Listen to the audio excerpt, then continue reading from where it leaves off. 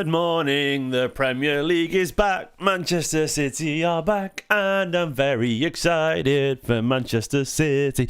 A little jingle for you there. Stephen here on Saturday, the 16th of August. The Premier League is back in action. Liverpool won 4-2 last night against Bournemouth, and City have got Wolves later. Literally in about 7 hours, City are playing football again in the Premier League, and I'm very excited for it. And as the chat is saying down there, Trafford is starting as well, allegedly. I think that's probably true, given the rumours that we're going to talk about today. As Abdullah says as well in the chat, hit the like button, guys. Please do me a massive favour, support the channel, and be an absolute legend. Hello to Son of Arjabab, Vishal, Torsif, Who Dares Wins, Owen, Payman, and Marky, and all the legends in the chat as well, and sleeping. Guys, you're all legends. Very happy to have you here. So, we've got a bit of news this morning that I want to talk about. I thought I'd go live before the game. Don't forget as well, I did do my preview yesterday, and I also did my season preview. So many previews for the previews and everything, blah blah blah blah blah. Loads of previews everywhere. You can watch that after this video is finished if you want to on the channel about the game. For now though, we're going to talk about transfers. Before we do that, please do subscribe to the channel. It does mean the world. It does genuinely help me create content and making videos. The thing is, you don't even have to like give me money or out like that. That's the thing is, if you enjoy watching people talk about, any YouTubers watching them talk about anything you like, just give the video a like and subscribe, and it helps them. Those metrics do help them, I promise you. So I want to get to 100,000, and it'd be great if you guys could help me on that journey. I'm 3/4 of the way there. Let's get 76,000 and go from there.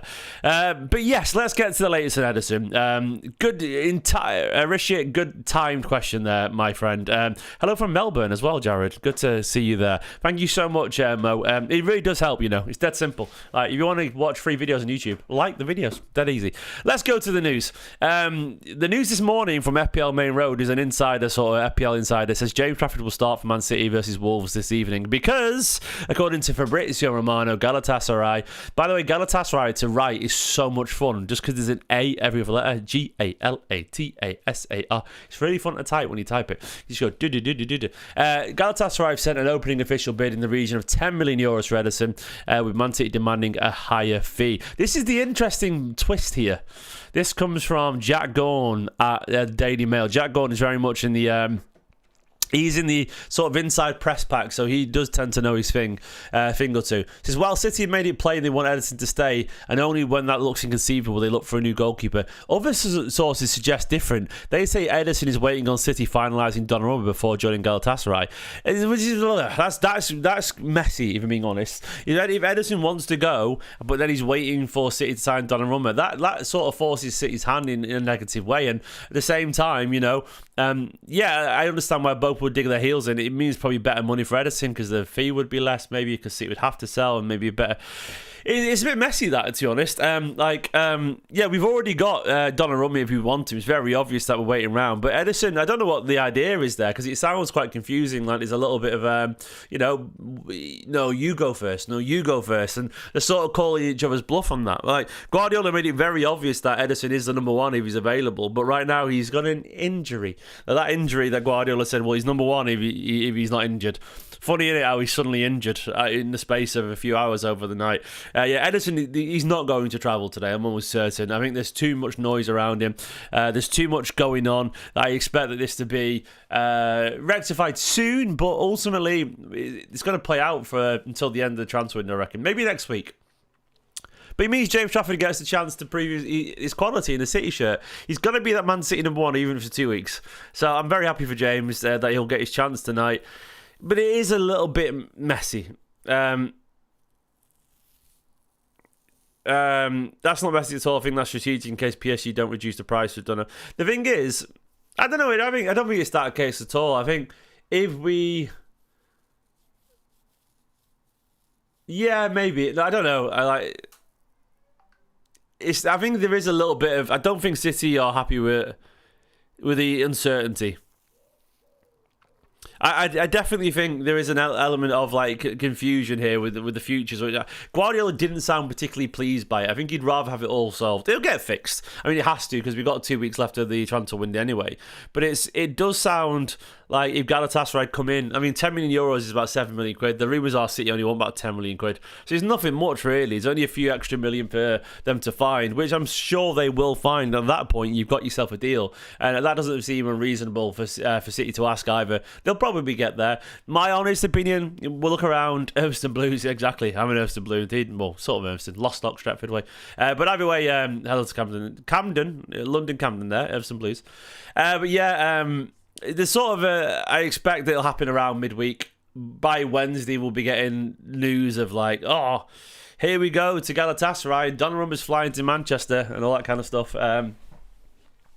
And I think that'll be the case, that it'll get done basically. It is weird, that we're at this situation. I never thought we'd see, Savinho and Ederson disappearing so close to the start of the season. Camden. I'm from Lostock, Lostock Circle that way. I grew up in, it's sort of on the border of Ederson, Davium that way. So very Trafford me, unfortunately, very near United territory. That's where I grew up in. But yeah, Ederson, like the other Lostock Circle where the garage is, opposite the Trafford Centre. I didn't go Welliker. I went to St Ambrose in Hale, actually. So, only the Rosary in Davium. Sorry, having a chat with Camden about what school I went to. But no, my best mate went to Welliker. He lives in Flixton. But yeah, I'm a South Manchester lad, unfortunately. Davian Road one. Yeah, well, do you know the bridge, Davian Road, under the Ghost of the Flats? My parents lived off Mossvale Road, so literally, Davian Road, yeah, I know it, yeah, very well. Around the corner from you, mate, Harold. Stretford, Lostock, Davian, Filkston Blues, stand up and unite. So yeah, I'm a very South Manchester boy, me. But yes, anyway, as I was saying before I got distracted by the chat, yeah, the thing is, like, I think this is very I went to school in Hale Barnes at St Ambrose. A lot of South Manchester Blues, obviously. With St Ambrose, it's crap. St Ambrose College, I didn't like it at all. It's too posh for me. I was just smart, so I went to a posh-ish school. Didn't like it though. Reasonably smart, not incredibly smart. Just average smart. Anyway, as I was saying before I got distracted by the chat of South Manchester, Ederson, look, this is obviously going to happen. At this point, it's just they're just flirting with each other. All the parties want this. Ederson clearly wants this. Galatasaray wants this. Donnarumma wants it. It's going to happen. There is no real push and pull. PSG want it. Every single party wants this to happen, and I think Ederson is sort of being coy a little bit. But ultimately, this will happen. They'll bid about 9 million quid.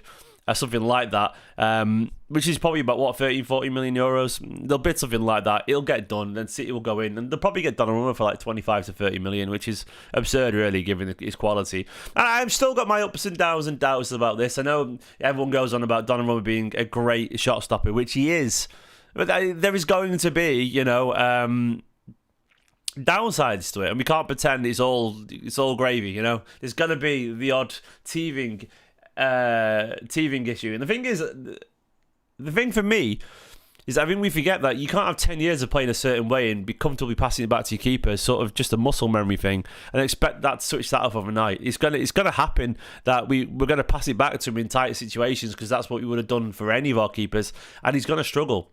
So I hope he gets told just to wallop it if he doesn't, but we'll work it out. But it's gonna take a few months, I reckon. Genuinely a few months. Donnarumma's terrible with his feet, mate. I'll go and say he's bad. By modern standards, he's bad. So that is going to be a loss. And we haven't got the most techie centre-backs in the world, I would argue. We haven't got the most techie centre-backs. So I think you really could do... If you had two young John Stones, we'd be fine. Like Diaz... Like we have good on the ball centre backs, but Diaz is not incredible. Vardy and Stones, sure. Kusnov's good, but I wouldn't say he's like a genius level on the ball either as a centre back. Akanji, not bad, but we're gonna have to go a little bit more direct, especially if Rico Lewis is moving on as well. He's not playing, because Rico's very good at this. The one thing, anyone, even if you're not a Rico Lewis fan, you have to give Rico Lewis the credit that he's very good on the ball, very comfortable passing it out from the back, like really smart. He doesn't lose the ball. His movements. Fantastic. But he won't be there. I saw this link, by the way, yesterday. This is fascinating, actually. Where's it gone? I need to talk about this. I forgot to mention it because it was last night. This here, by the way, City are interested in Chelsea defender Josh Achimapong. Achimapong? I don't know how to pronounce that, but I didn't know much about him. I know his name because he's one of the many that they've hoarded. But I was watching some videos of him last night. I really like this, by the way. It's like, you know how they've like Romeo Lavia'd, Cole Palmer'd, and everything else. Us. It'd be really nice if we did that to them for once, because he looks like a really, for what I know about him, the little I know about him, he looks like a really fun player. Very talented, raw of course, but powerful. He looks like he's very good technically, incredible running with the ball, a very modern Champong, is that right? DN10. But either way, he looks like a very modern take on a powerful running fullback who would be a smart addition. And yeah, I hope this is true. Oh God, I'm really playing football on screen now. I'll get my channel taken down. Yeah, I would be buzzing. If he came in, he can play centre back and also right back from what I can see. So it could be a direct Rico replacement. I don't think this link, by the way, is baseless. I think if we're suddenly linked to a play like that when Rico Lewis is about to go to Forest, it's very obvious to me that that's a direct replacement. And I think there's something in that because it's so random that usually when a transfer link is so random, like when we were suddenly linked to Nipan, it's because people just know what's going on. I'm for James Trafford, by the way. Look, I feel sorry for James Trafford. I don't believe, and I'm not just saying this to make people feel better, I don't believe he wouldn't. He would have been told no one else is coming in. I think they would have been told there's a chance, but we don't know who, but there's a chance we might sign another keeper if Ederson goes. Because I think they would have been honest. I don't think Hugo Viana's going to come in and lie to him and make promises that he can't keep. And I think he would have been told, you're in a battle, you'll be at least first backup. So I think look, it's going to be difficult, but ultimately James Trafford, if he's good enough and Donnarumma really struggles, then who knows? That maybe he'll get in the team eventually anyway. Just back himself. He'll play football for City. He'll play the cup games. Play FA Cup. He'll play Carabao Cup. And who knows that he won't get the odd Premier League game if Donnarumma's not available. And all he needs is and exactly, Mo said he's a grown man with an agent and mind of his own. And let's bear in mind as much. I feel sorry for him. And I think empathy's absolutely fine. I do feel there, but the guy's just earned a few million quid out of this move. So I won't lose too much sleep. And Ortega played plenty, as Bay said in the chat. He played like 30 odd games over the past couple of seasons. Like that's a lot of games. And Donnarumma might not fancy it. He might struggle. And 2 years, Donnarumma might be gone, and Trafford steps into it. It's not the worst thing in the world, the job to be Manchester City's number 2. You get football. So I don't think he's only 22 years old as well. So it's always exactly. Aquinas said in the chat, Trapp would have known Ederson or Ortega be leaving in a year, so someone's going to join City. Yeah, exactly. They're always going to sign someone good.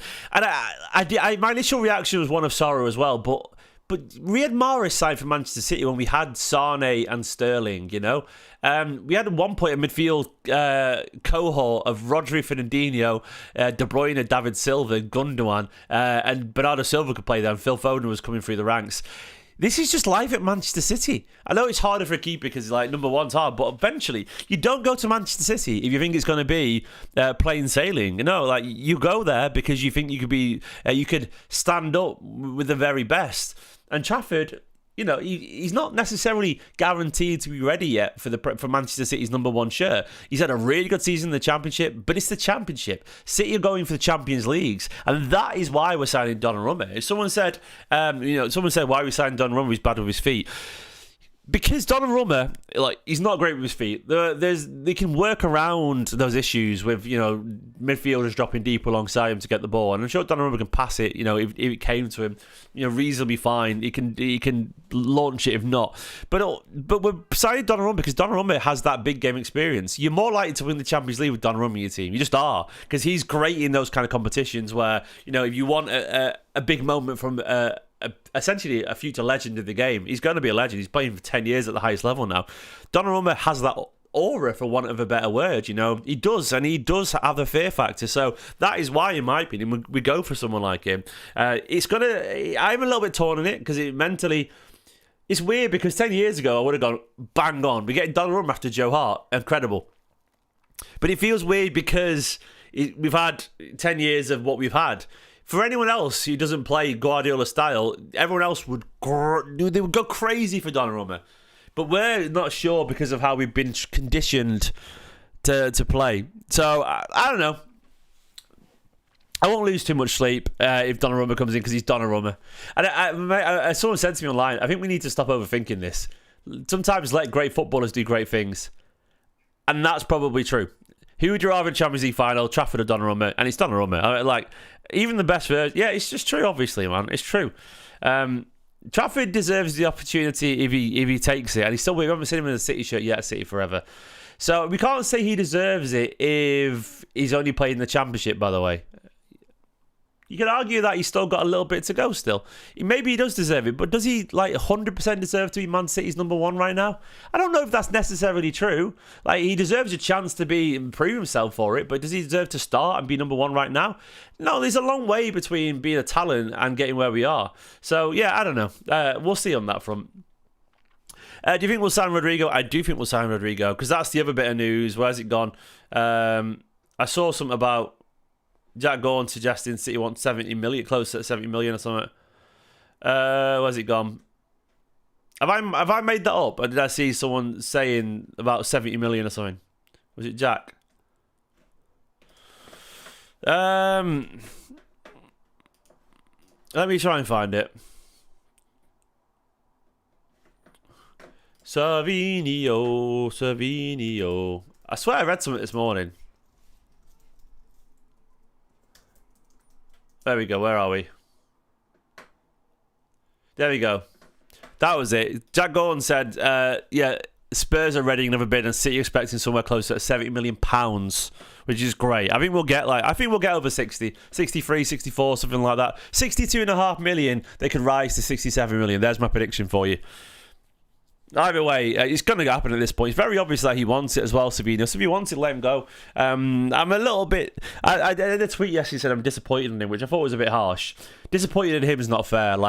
I'm disappointed that he's going, but if it feels like it's just because he doesn't fancy the fight and to be number one right winger, then that is disappointing. But there's a million different reasons, why someone would want to move. Maybe he does fancy that payday. Maybe he wants to live in London because his best mate... lives in London. As a guy, I don't know who his best mate is, but there's so many reasons why someone could want to live in London, and play for Spurs and start week in, week out. Maybe he does just generally want to get for the Brazil team. I would argue playing regularly for Man City gives you more of a chance to get in the Brazil team than it does playing for Spurs, but what do I know? It's a shame, but we'll see how it goes on Savinho. But Rodrigo coming in, Rodrigo's Rodrigo. He's an elite level winger, and he's not the same position, but it'd be, yeah.